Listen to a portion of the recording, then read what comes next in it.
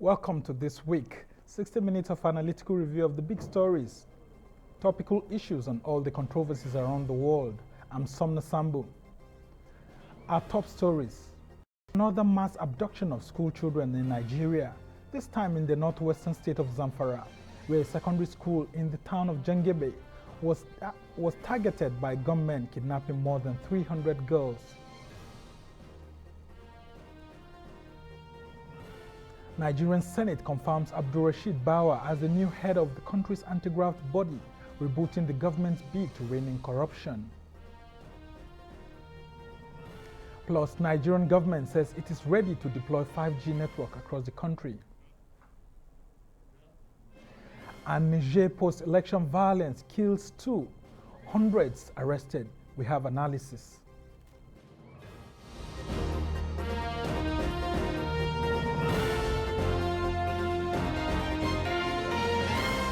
Begin with the distressing news of yet another mass abduction here in Nigeria. Police in the country say they have begun a search and rescue operation following the kidnapping of more than 300 school girls. A police spokesman said the girls are thought to have been moved to a forest after being kidnapped. About 100 gunmen took part in the attack, including some women. Correspondents say these types of mass abductions are becoming increasingly common, and that militants have been encouraged by the publicity that usually follows the kidnappings. Dating back to 2014, when 274 girls were taken from Chibok in Borno State. They say that with no clear strategy to stop the kidnappers, northern Nigeria remains one of the most unsafe places in the world for school children.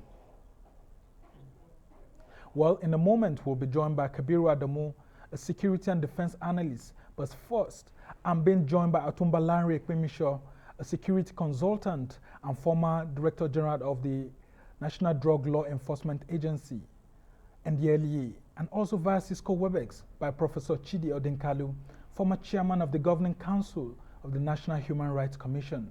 Good to have you, Tunde. Good evening. Yes, Good evening, and we'll be joined by other colleagues later. Let's start with these issues at the moment, where we are just getting this news right now at the moment that the schoolboys who were kidnapped in Kagara have actually been released. They are being hosted by the Niger State government. But we still have over 300 girls who have been kidnapped again in Jangebe in Zamfara State. Now, Zamfara has been a success story in terms of the insurgency there, where the government has gone into a sort of an amnesty program for bandits, but we're surprised that this is happening, and not just happening, but happening in school with over 300 girls abducted. What are your views on the security challenges facing northern Nigeria? Thank you very much for bringing me here. Allow me to commiserate with Nigerians over what we're going through. It's not just Northwest. It's really an embarrassment to every Nigerian, whether you are here or you are wherever you are. It's an embarrassment. These are innocent children. About 3 days back, the governor was more or less celebrating his successes on the TV, trying to tell other governors how to follow what he has done that is yielding results. And here we are today. And this has been the tradition. The chief of army staff will come on air and say that, oh, we have done this to Boko Haram. And the next day, we hear a big bang, as if they're just waiting for somebody to make such remarks, and they come in. However, I think blame game is not helping our matters. Number one. Number two, I also do not belong to the school of thought that says that you should negotiate with these bandits. They've crossed the line. Somebody tried to compare it with Niger Delta and all that. No, it's not the same at all. It's not the same at all. And Nigeria should take this with all the seriousness it deserves. I was afraid about a month ago. I was here and the military authorities were saying they were ready to step down on kinetics and. Yes, the kinetic approach is here. No, I do not think so. No, I do not think so. In fact, I was afraid that is it that we're being defeated and the only way out is to tell this boy, come, let's discuss whether. Yes, those non-kinetic approaches, like negotiations, like we've seen the Zamfara state government doing. No, it will not work. Oh, okay, just hold your thoughts there. Let's hear the views of Professor Chidi Odinkalu. Good to have you, Prof. Let's have your views on what's happening in Nigeria, because the insecurity is not just in northern Nigeria. It looks like the country seems to have been opened up to all sorts of kidnappings, all sorts of banditry, all sorts of attacks here and there. And the calls for the replacement of service chiefs was heeded to by Mr. President. But just when we thought everything was relaxing, here we are again. What are your thoughts on what's going on and the solutions for the way forward? Good evening. Sumner, I don't know whether you hear me, and it's good to see my brother, Ustaz Tunde Ipinmisho again. I don't know what you want me to say. I think things are very clear. In the course of the week, we had the Minister for Information tell us that kidnappings happen all over the world, so it doesn't matter, therefore, that the Nigerian government is failing to address this. We had the governor of Bauchi State tell us last week that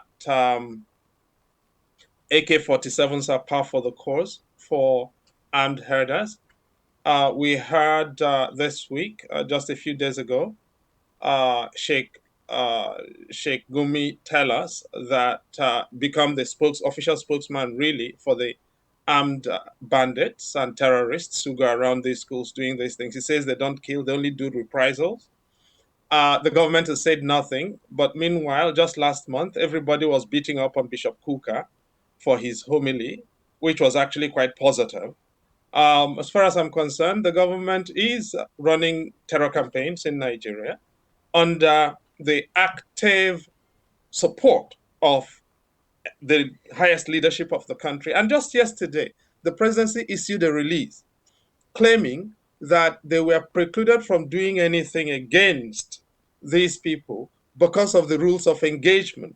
These are the rules of engagement that did not stop them from Lekki massacre, did not stop them from going after IPOB and proscribing it, did not stop them from killing over 347 members of the Islamic movement of Nigeria. Somehow they stopped these same rules of engagement, stop them, or cannot be found to deal with these bandits. What do you want me or anyone to say? I'm not ashamed, unlike Lanre, who is. I'm not ashamed at all. The Northern Governors Forum wanted NSAS banned and called the NSAS movement treasonous.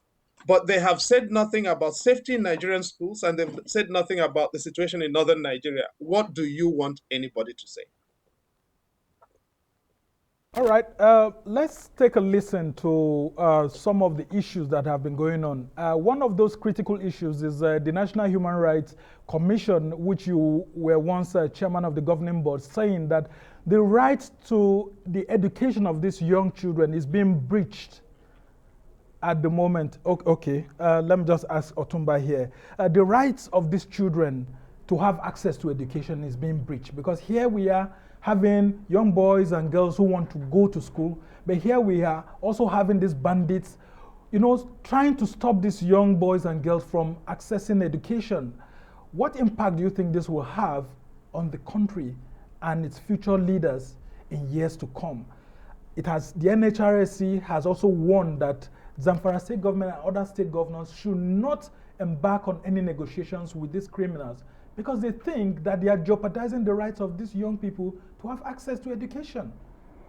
A friend was kidnapped in Kogi, and the kidnappers told him that the 6-year-old boy, the son of the kidnapper, one of the kidnappers, has already learned how to shoot, that this is good business for them. This thing is not going to stop anytime soon. Nigeria should brace up. The same thing, how much will you give them that will keep them off away from the bush? And what do they do with it? So I think, like you have said, this is going to the foundation of our country as a nation. As a nation. Like Prof stated, believe me, even we by the side, we are getting overwhelmed, even reading these things alone. Because as a grandfather, I can't imagine going to bed and snoring away while these 300 children are in captive. I cannot imagine what heart will I have that will make me forget that there are innocent children in the bush. And what are the solutions we should be providing to this government? Because it looks like this is getting out of hand, week in, week out. And then we have some critics who are criticizing this government's action, some of them being sacked. Like, for example, one of them who's an SA media to the Kano State governor was sacked for criticizing that the APC government has failed to secure people, because it's the fundamental promise of any government. What the Constitution says, that you should ensure the security and welfare of the people. What should be the solutions? You see, if your driver is taking you from here to Lagos, and he gets somewhere in Kogi and he starts driving in a way that you know that this is wrong, you may not get to your destination. You don't start beating the driver right there. You say things that will make him wake up and do his work. You understand? The same thing, you do not pack your whole family in a bus and wish that they have accidents on the road. If you consider that this is your nation, we should treat our leaders with some trust. We shouldn't get tired of it, because the alternative is to open up the whole system to war. And we cannot stand that. So if we cannot withstand the alternative, then we should team up with government, no matter who you are. Those parents whose children are involved now will not stand insulting government, because they know that that will not produce their children. Yeah, so in other words, negotiation should be adopted by government? No, the government should, they must have their own strategies. I cannot believe that you... Yeah, but sometimes you cannot adopt these kinetic approaches. Like I said earlier, if you go to fire, you may fire and bomb everyone, both from the air or on the land. They listen to TV, they listen to radio, the boys who are doing this work. Now, there were claims that ransom being paid somewhere. Some said, no, we didn't pay ransom. Whatever it is, the world has gone beyond the situation where in a state, Katsina, Zamfara, Niger, we won't be able to pinpoint. Okay, do you adopt what Sheikh Gumi has been doing, going to speak with this? Very briefly. What Sheikh Gumi has been doing is part of what the society should be doing to support government. It's not just from one. It's not. No agency has solution to this thing. If they have, they would have sorted it out. So what Sheikh Gumi is doing, but that does not stop government from winning the stake and looking for people to make examples why people should not do this. All right, just hold your thoughts there. We have to go on a break right now. When we come back, we'll continue. There's still more when we return from this short break. Stay with us.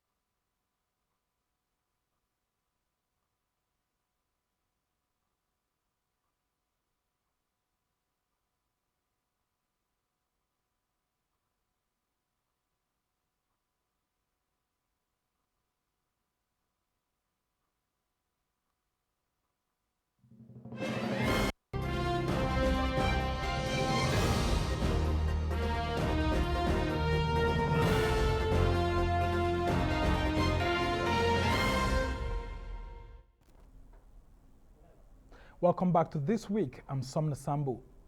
We'll now continue our discussions on what's going on across the country.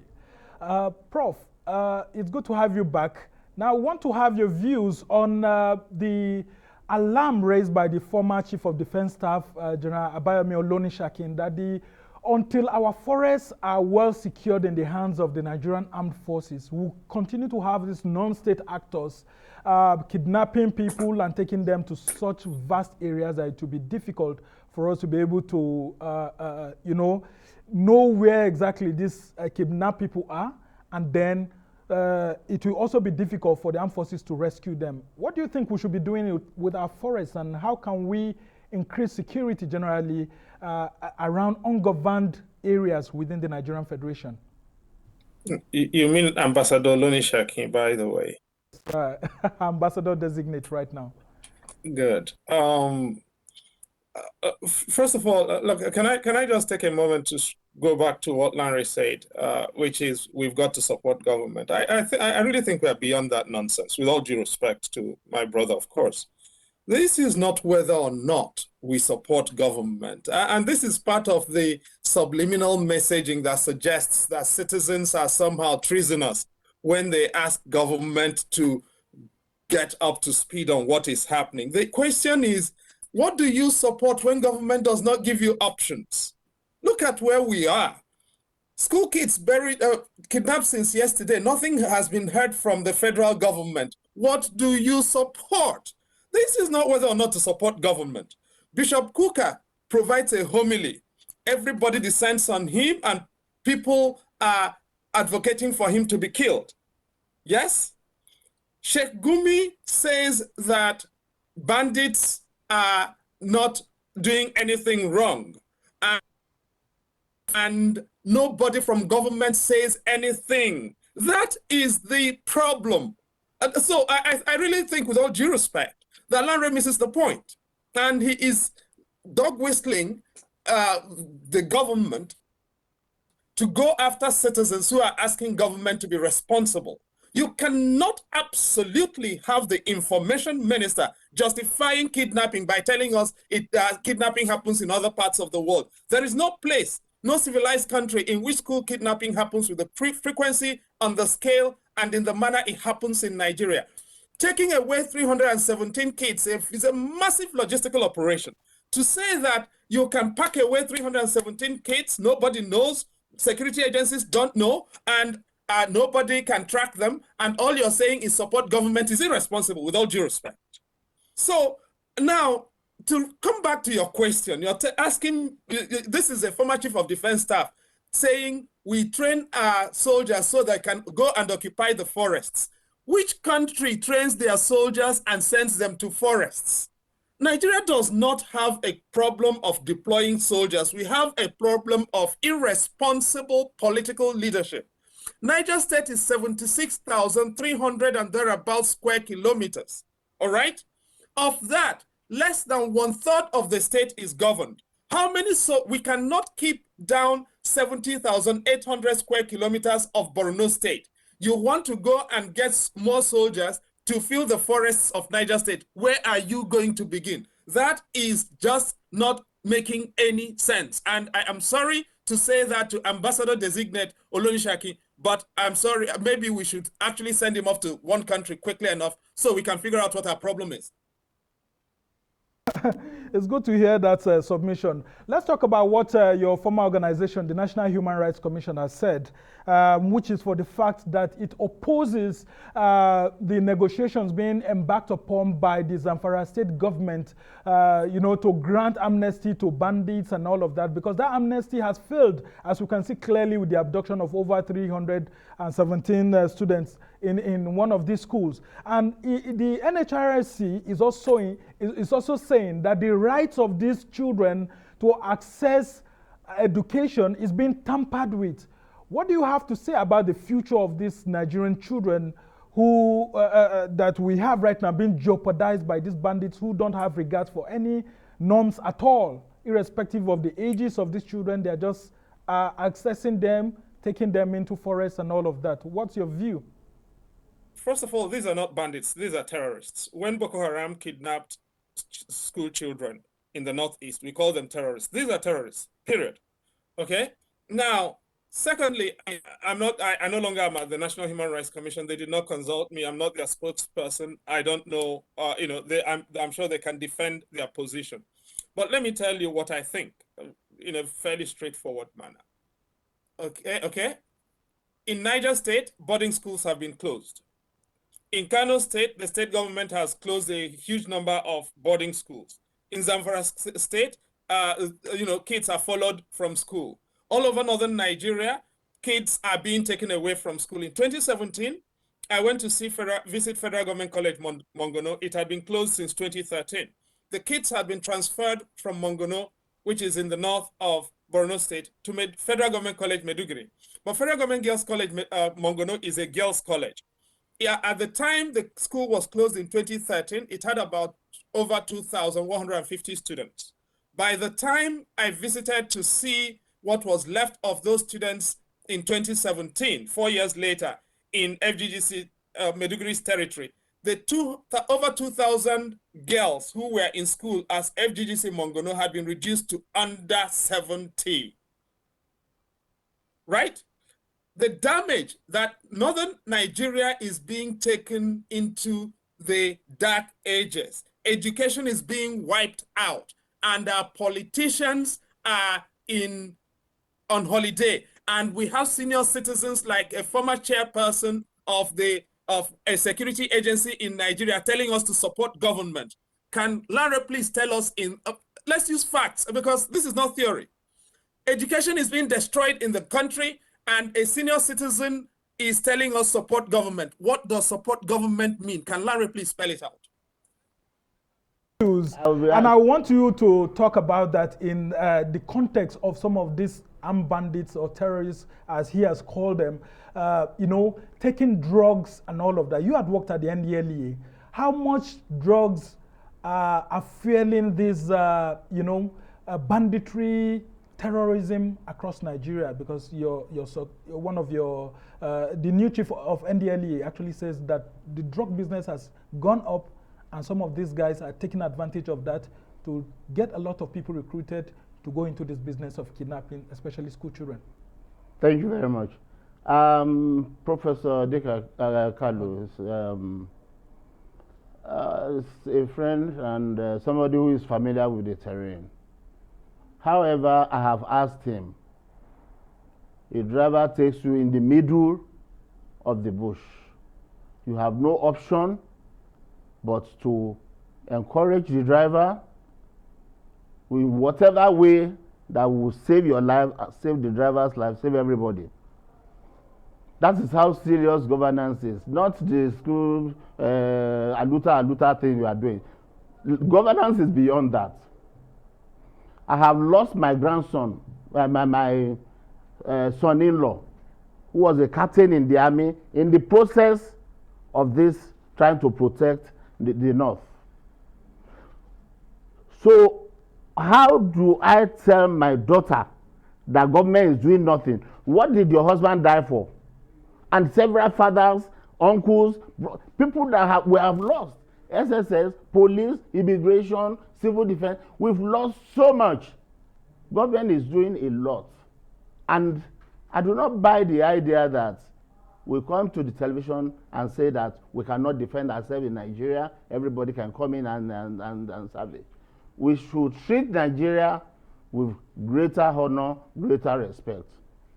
We are a lot more than yes, but when a lot of Nigerians don't know what the government is doing, it's also a big challenge. Like Prof has said, the government hasn't communicated 24 hours after this kidnap, and then 48 hours later, a lot of people are just left in the dark. Even the Niger State governor complained that the federal government is not providing enough support other than sending a delegation of the NSA just to come and say hello, greet, and not provide the right logistics. Sumner, our security is a very serious matter. Government is doing something. Those who are involved know that government is doing something. The SSS, the police, everybody, they're doing something. Ask the IG when there was the last time he had 3 hours sleep. Ask the DGSSS. They cannot come and sit down the way I'm sitting down here and be. You will say go back. When I saw one of the key actors talking too much on the television, I said no, this is not what Nigerians want. Go back there and strategize and remove these boys from the bush. So it's not how much we can be doing the talking here, but let this guy. You will soon see the result that they are doing something. Okay, how much drug is fueling this crisis? Just before I go to our analyst, I will give you the statement from one of the boys rehabilitated from Boko Haram in the Northeast. He was interviewed. He said, if you don't have ammunition and you don't have arms, which one bothers you? Is it tramadol? He said, if there is no tramadol, there is no work. He said, if there is no tramadol, there is no work. Which means if we're able to remove drug from this whole criminality, there will be no strength in the boys to do it. A lot of them don't understand what they are doing at all. It's under the influence of drugs. And look at the so-called Boko Haram boys. The last time their place was dislodged, what were they finding? Aphrodisiacs? Boko Haram, but you can do all sorts of criminalities. So in other words, it is the influence of drugs, and the more, the earlier the government pays attention to the issue of drugs, and let's just spend more on preventing the crisis rather than reacting to it. If they don't have drugs, they said they will not enter the bush. Then prevent them from having the drugs. Yeah. So treat anybody that has more tramadol that the law allows him to sell as part of Boko Haram, wherever you find them. That's very interesting indeed. Well, we have Kabiru Adamu, who is a security analyst, joining us right away. Good to have you, Malam Kabiru. And one of the things that we've heard from this latest abduction is that some of the escaped schoolgirls said that some women were among the bandits that came to actually wake them up from their, their beds and all of that in their dormitories. And a lot of people are questioning if this is not going way out of hand, because for you to have a female among these, bandits, it means that it's expanding and recruitment is increasing. What are your thoughts on all of this? Thank you, Samna, and my correct designation is doctor. The truth of it is an industry is gradually emerging in the kidnap for ransom situation in Nigeria, for the simple reason that it's a low risk and high gain or high benefit phenomenon in Nigeria. And the simple reason why it's low risk is because the security agencies have failed to stop it or control, especially the component that has to do with ransom collection and the use of that ransom. You can give the analogy of someone who sells mango. The profit he will get from that mango for the whole year is probably 50,000. Now he engages in kidnap for ransom, and in one incident, he comes out with probably 800,000 naira. And this is documented. And so there is an incentive for youth and segments of the population to go into the kidnap for ransom activity, as well as the supply chain for kidnap for ransom. Now, with regards to that particular incident, until we know more, the status of those females is not clear yet. They could have been workers in the school who were commandeered and forced to do that activity. They could be members of the bandit group. They could also be residents within the city who were commandeered under duress to carry out that activity. All this is a possibility. So until we know more, it's at this stage, it's difficult to conclude. But it's clear that an industry has emerged and that there is a supply chain that is feeding that industry, and several people are keying into that supply chain. Now, Dr. Kabiru Adamu, let's talk about the release of the Kagara boys and how the Niger State government says no ransom was paid, and then that the government is doing all within its powers to ensure that schools within that jurisdiction are secured. And one will also want to wonder why the emphasis is usually on soldiers being deployed to situations like this. How about this Nigerian Security and Civil Defense Corps? I mean, shouldn't they be guiding schools? Why do we have the police not being under pressure?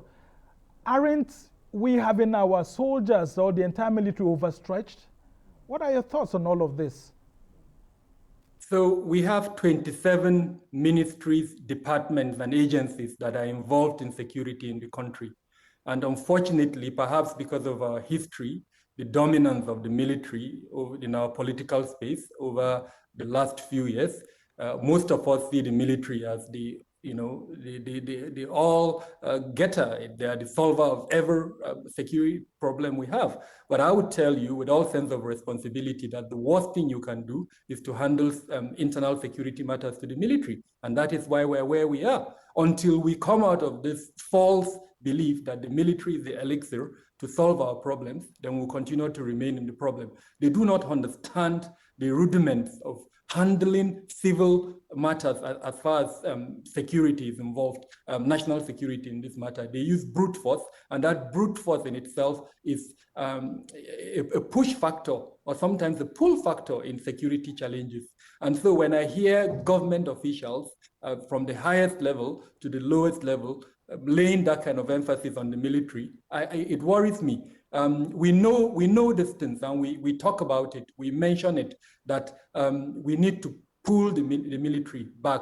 If we did it under the military dictatorship, now that we're in a democratic era, we should not be doing that same mistake. And to that extent, it means the various instruments of our democratic system should rise to the occasion and question this dominance of the use of the military in the national space. It would not augur well for us if we continue to do that. And then to go to the second part of your question, I would love for the Niger State governor to tell us how the schools are being protected. It's easy to make that statement, but when you go to the schools, you don't see any protection. And I would love for parents to wake up. If you take your kids to any school, ask the school administrator, the principal, whether public or private, how are you protecting my kid? Let's start from there.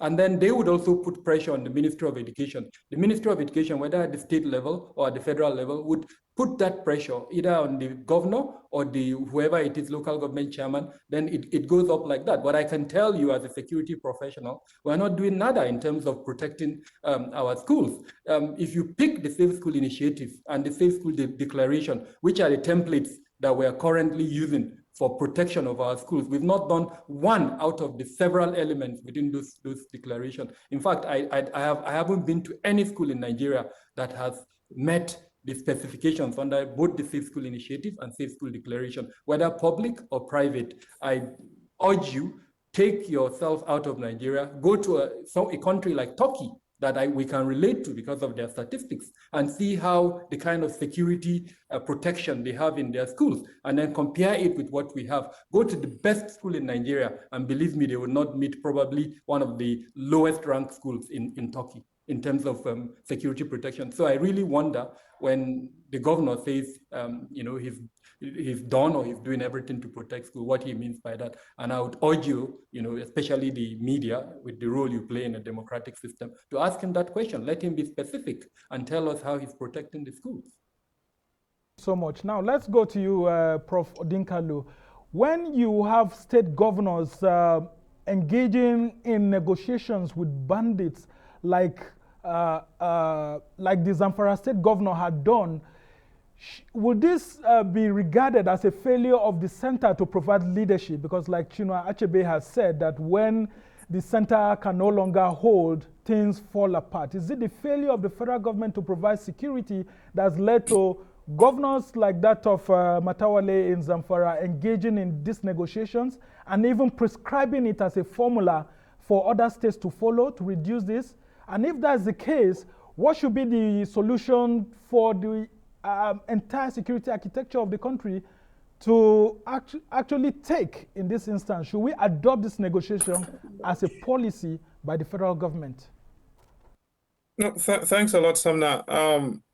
Again, it's difficult really to add anything to what Kabir has said. I should also backstop a bit and convey condolences to Lanre for the loss of his son-in-law. But having said that as well, I regret to say that we are not in this studio to count our losses. Because if I started telling him the number of people I have lost, maybe if Kabir started telling us the number of people he's lost, we'll convert this into a funeral parlor. But it is precisely to honor the people whom we have lost that we have got to be a lot more responsible. And again, with tremendous respect, the arrogance of somebody, you know, in a three-piece traditional suit coming to the studio and putting down Aluta strugglers is offensive, with all due respect, because it is those Aluta people who marched the streets and went to jail and took bullets, and many of them, some of them even lost their lives so that Larry can look as respectable as he does in this studio and abuse them. Okay? Those are the people who made the ultimate sacrifice for the arrogance that people like him and the people in power visit on us today, and the irresponsibility that comes from thinking Aluta is not worth anything. I said I went to Federal Government College, Mongono. Larry did not pay my bills. And he cannot come here and begin to pretend as if he's the only person who's done public service. All right, Prof. Let's just get straight to the issues on ground right now, because we're looking at solutions. Actually, a lot of people are emotional about these issues because it's very painful to everyone. Actually, this arrogance is very painful to everyone. But let's look at solutions right now. Nigeria is part of the problem we have got to address. Yeah. The arrogance of people who are overfed and who cannot see that poor people I understand your pains, and just like you've shared his pains, actually, you know, a lot of Nigerians are shocked by these losses every day. Absolutely. Every day we're having these losses. That is why but we have to provide solutions. That is why we've got to call it out on national television. Yes, and that's why I'm telling you that the governor of Zamfara State, seeing that there seems to be a seeming failure from the federal level, has decided to go into negotiations with these bandits because of what looks like a failure at the center. And I'm asking you, should negotiation be adopted at the central level by the federal government to reduce this tension and kidnappings or resolve these issues? Education is on the concurrent legislative list. I was President General of the Unity Schools Old Students Association in Nigeria. That's the biggest old students network in Nigeria, 104 schools. And I went around over 50% of those schools. You know the thing? Most of our schools in Nigeria, just as Kabir was pointing out, don't have secure spaces. There are no fence, there's no fencing, there's no survey, there are no beacons around the schools. So what is the first source of insecurity in schools? The fact that you don't even know the plot of land on which you have the schools. In many places, on many schools, many local people are coming to farm. People are coming with their animals. People come there with instruments, machetes, and all manner of things. If you have problems, that is where it begins. Adverse claims on the land and adverse possession on the property. Kids are coming to school, they're chased away, and many of them are not reported. And so we started a process of trying to get all students to begin to work with school principals to demarcate the school premises and get them protected. That is happening privately, talking about support for government. And that is what I was trying to challenge Larry to do. And he lacks the imagination to do it. And he's coming on national television to abuse people. And he's talking about government is doing something. He cannot point to one thing. I am telling him what I have done. Hold on, Prof. Let's allow Larry to actually talk about this. He talked about schools and fences and all of that, that unless the schools have fences, it will be difficult to protect these kids. But we've also seen that some of these schools have fences, and yet these bandits go in there and attack and evacuate these kids. Your views? Professor Odinkalu, you are well done, though. Well, I mean, we are not here to talk to no, you are well done. He's my friend. He told you in the beginning. He's my friend. We need him around. I assure him that Nigeria will survive all this. We will survive it, and we'll move on. The fence, the school fencing he's talking about, this matter has gone beyond that. The first 29 children that were taken from Northeast, you remember? Some of them were scaling the fence when they were shot. So there were fences. I agree with Dr. Kabir that said that we should have civil defense and all that in these schools. Because the pressure is too much on the army. Everything is just army, and the police. I'm not sure whether we have the figures. I'm not sure whether we have the figures to police all the schools. But you see, the security apparatus of this country, they meet at least once in every 2 weeks, and they brainstorm on all these matters, and they invite all involved, Minister of Education, to come and brief. There are people who, you know, have sleepless nights thinking of how to stop this embarrassment. But a lot of Nigerians say they are not seeing results. Yes, it didn't. The attack you see in Niger is probably not meant for Niger.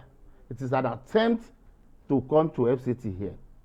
That's why you see the whole of place around Niger State is being. So some people must have been working to ensure that they localize them to where they can handle. They are still trying to handle them. We have an enormous problem on our hands. We have well. weapons, a lot of people have said that. Unprecedented number and caliber of weapons in our midst now. That we should stop this parroting over security matters, that we don't know what will happen next. What should we do with our forests? That was one of the questions I had wanted to ask you earlier, because the former Chief of Defense Staff is insisting that unless we do something about our forests, we're in trouble in 30 seconds. Well, who asked him not to do something when he was there? Well, he tried his best. He said he had gathered the governors and he told them to do something about their forests because it's within their jurisdiction. The governors would normally tell you that the order to do that is in Abuja. They are head of security of their places, but they control no security agencies. So I believe that the appropriate government officers have noted his suggestion, but I am saying that like what happened in Zamfara now.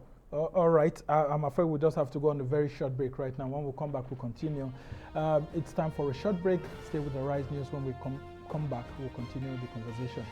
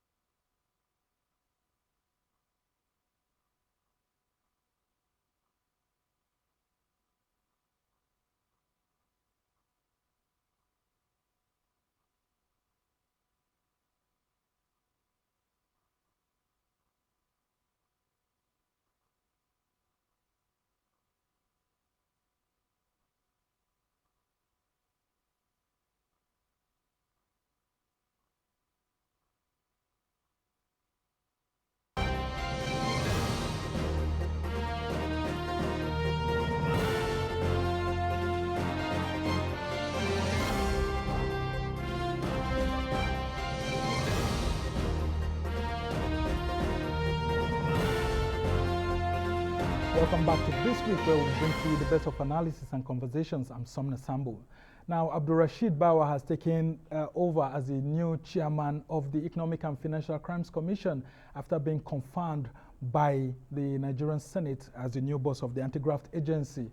And I want to hear your views on that, Kabiru Adamu. I just really want you to give us a template on how the fight against corruption can, be achieved under this new administration of the EFCC, considering that this is the first cadet of the EFCC to assume leadership of the institution. Thank you, Thumna.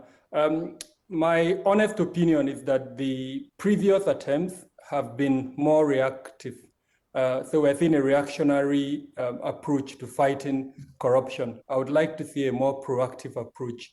And by that, I mean collaboration with the other anti-corruption agencies to come up with a framework that would have checklists that would be introduced by all the ministries, departments, and agencies in government so that they are able to do an audit beforehand and find out whether there is compliance to those anti-corruption policies by the ministries, departments, and the agencies. And then that way, what we'll do, it's a proactive approach.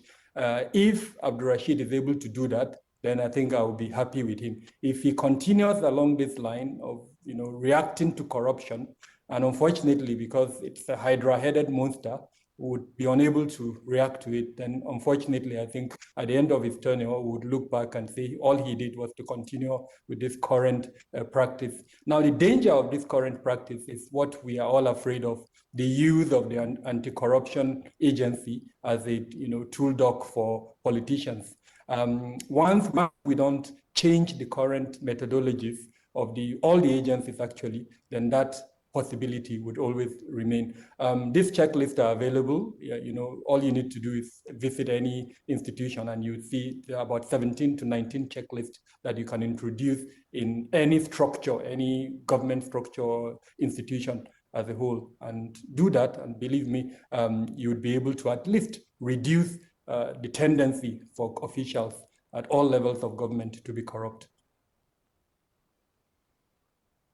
Screening of this new EFCC chairman, Senator Oluremi Tinubu had asked the wife of Abdulrasheed Bawa to actually pray for him because he's young and he will see a lot of temptations. How do you think he should navigate through that temptation, considering what happened to Ibrahim Mago, the former acting chairman? Thank you very much. Incidentally, I was I was a member of the committee that led to the establishment of ICPC, EFCC.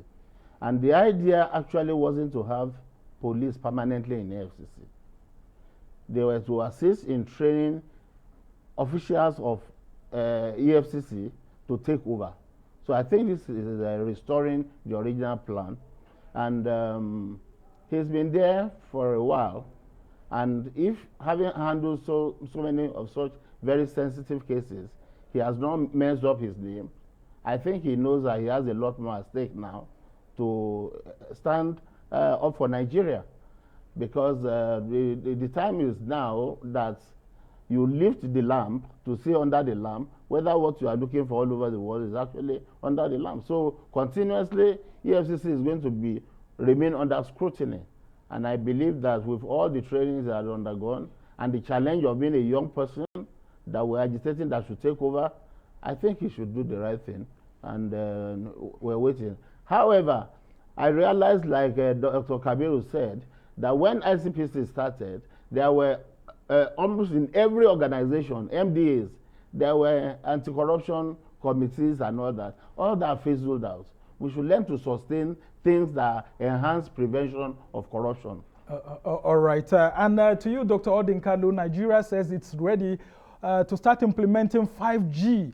And considering all the fears that we have had during the pandemic last year, sometime around this period, where a lot of fake news was circulating that 5G was terribly bad to the health of Nigerians and globally. What are your thoughts, and what's your advice for the country as we step up to embrace this new mobile technology?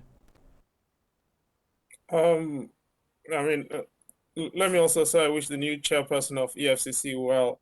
In addition to the points that Kabir has made, can I just say one thing? Every chairperson of the EFCC has been forced out or left under a cloud. Nuhu Ribadu, Farida Waziri, Ibrahim Lamorte, Magu, and now, who else was it? Yes.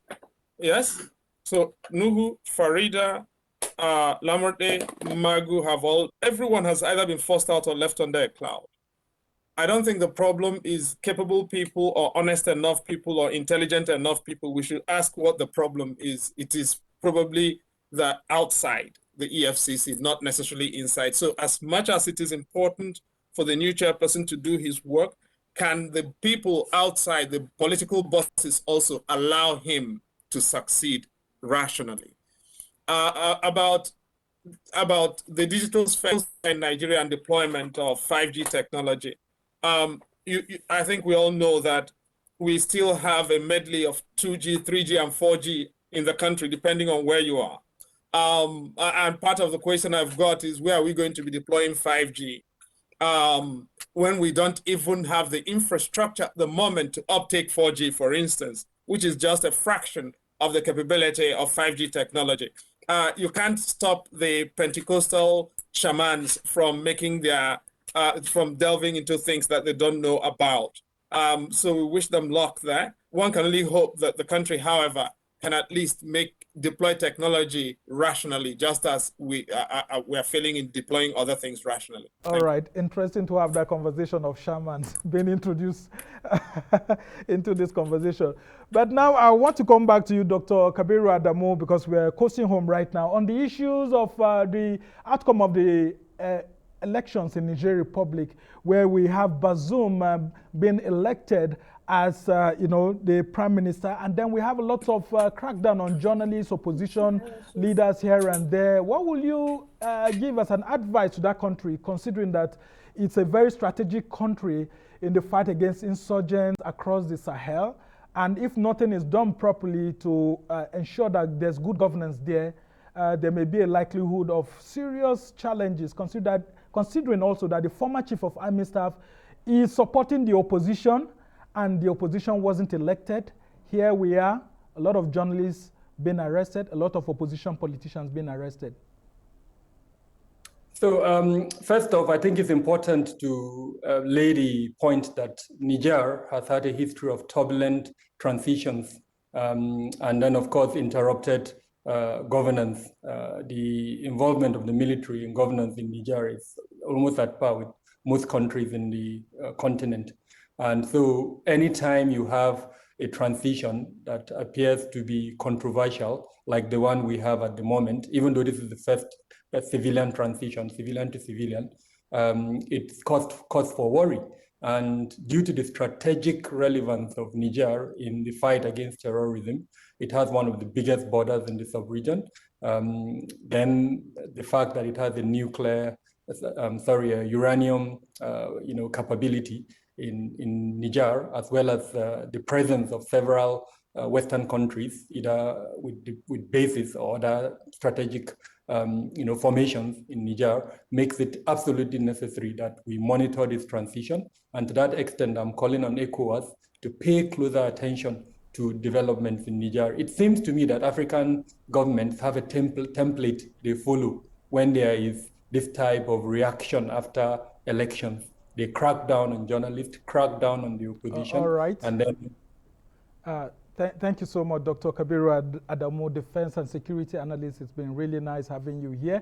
I want to also thank our guest, Professor Chidi Odinkalu, for being with us on this program, and with your friend here, Otumba Ipinmisho.